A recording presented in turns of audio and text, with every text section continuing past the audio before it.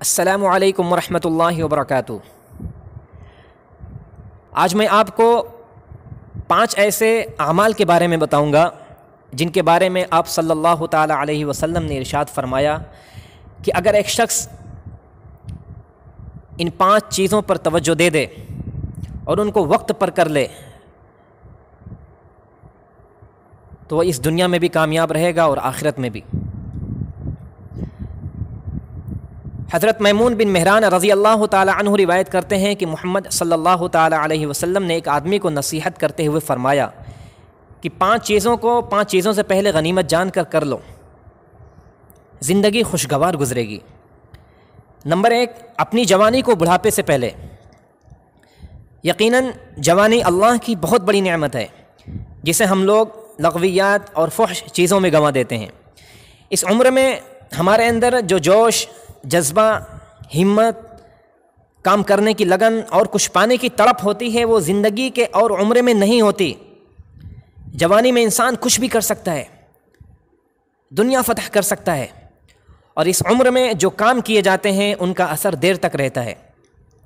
اس لیے حدیث شریف میں ہے کہ جوانی کا ایک سجدہ بڑھاپے کے 70 سجدوں سے افضل ہے، کیونکہ جوانی میں انسان کی زندگی لمبی لمبی خواہشات کے گرد گھومتی ہے، ہر طرف سے بہکنے کے ذرائع رہتے ہیں، گناہ کے راستے کھلے رہتے ہیں، بد نظری، عیاری اور بہت سے ایسے مواقع رہتے ہیں جن میں انسان الجھ سکتا ہے، اور شیطان اسی عمر سے انسان کو بہکانا شروع کر دیتا ہے۔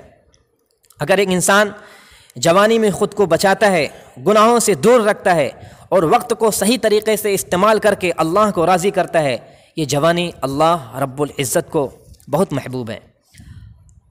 اگر ہم اس کی قدر نہیں کریں گے تو بڑھاپے میں جب ہماری سانسیں لڑکھڑانے لگیں گی، ہاتھ پاؤں کانپنے لگیں گے، یادداشت جاتی رہے گی، اس وقت ہم کو بہت افسوس ہوگا۔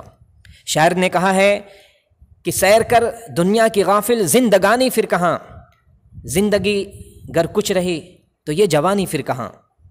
دوسری چیز ہے اپنی صحت کو بیماری سے پہلے۔ ابھی ہم صحت مند ہیں، ہاتھ پاؤں میں طاقت ہے، آنکھوں میں روشنی ہے، دیکھ سکتے ہیں، اعضاء صحیح سلامت ہیں، عبادت کر سکتے ہیں، کچھ بھی کر سکتے ہیں ہم۔ کتنے لوگ ہیں جو ہاسپٹل میں طرح طرح کی بیماریوں سے لڑ رہے ہیں، کسی کو کینسر، کسی کو ٹیومر، کسی کی کڈنی فیل، کوئی فالج زدہ ہے، کسی کی آنکھ کی روشنی چلی گئی ہے۔ ان گنت لوگ ہیں جو صحت سے محروم ہیں، اور الحمدللہ ہمارے پاس تو صحت ہے۔ ان کے پاس جب صحت تھی قدر نہیں کی، اور آج جب وہ بیمار ہیں سب کچھ کرنا چاہتے ہیں لیکن کچھ کر نہیں سکتے ہیں، مجبور ہیں۔ اس لیے ہم کو اپنی صحت کو اچھے کاموں میں استعمال کر لینا چاہیے، اسے ایک نعمت سمجھ کر اللہ رب العزت کا شکر ادا کرنا چاہیے۔ کسی نے سچ کہا ہے کہ ہیلتھ از ویلتھ۔ آپ کے پاس اگر صحت ہے تو سب کچھ پا سکتے ہیں، اور صحت کے بغیر ہم صرف مٹی کا ایک پتلا ہیں۔ تندرستی اگر نہ ہو سالک، تندرستی ہزار نعمت ہے۔ تیسری چیز ہے اپنی فرصت کو مشغولیت سے پہلے۔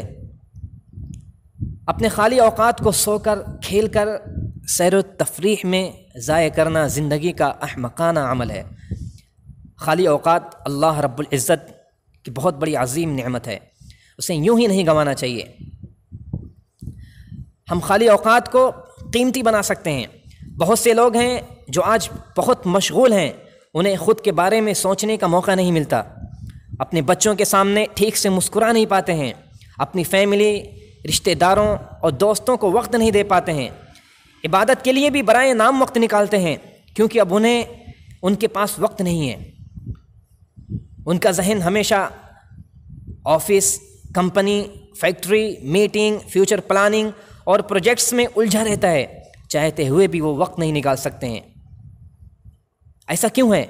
اس لیے کہ اب وہ مشغول ہو چکے ہیں، انہیں فرصت نہیں ہے، عبادت کے لیے فرصت نہیں ہے، دوسروں کے لیے ان کے پاس وقت نہیں ہے۔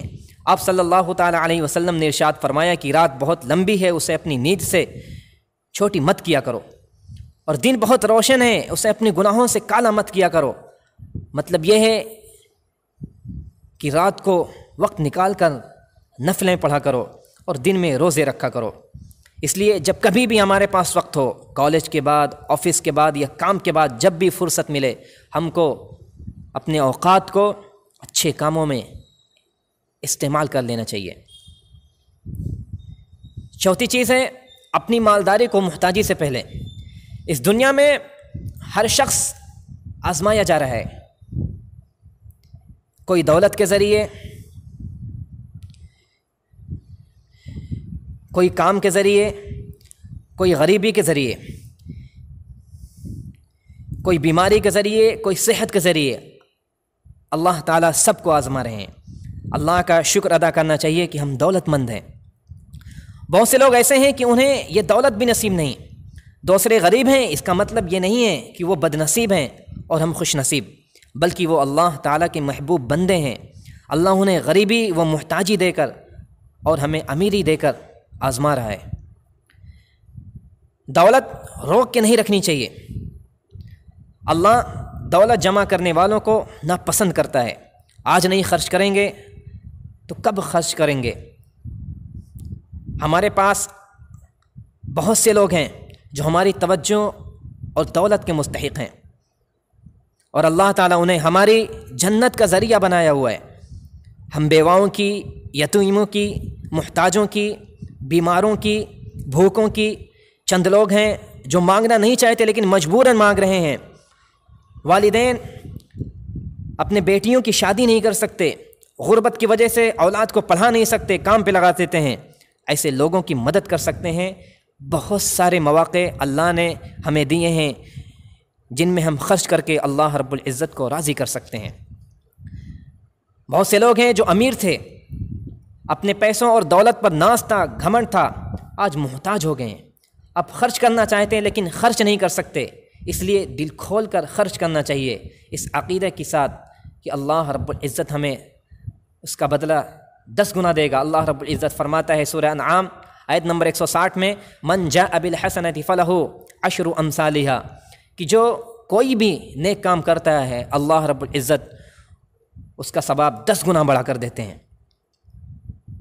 پانچویں چیز ہے موت سے پہلے زندگی کی۔ زندگی امانت ہے، اس کا احساس اس بوڑھے شخص کو ہوتا ہے جو اپنے حصے کی زندگی گزار چکا ہوتا ہے۔ زندگی کے بغیر ہم مٹی کا ایک پتلا ہیں، ایک مقصد کے لیے ہم پیدا ہوئے ہیں۔ ہمارا مقصد اللہ رب العزت کو راضی کرنا ہے۔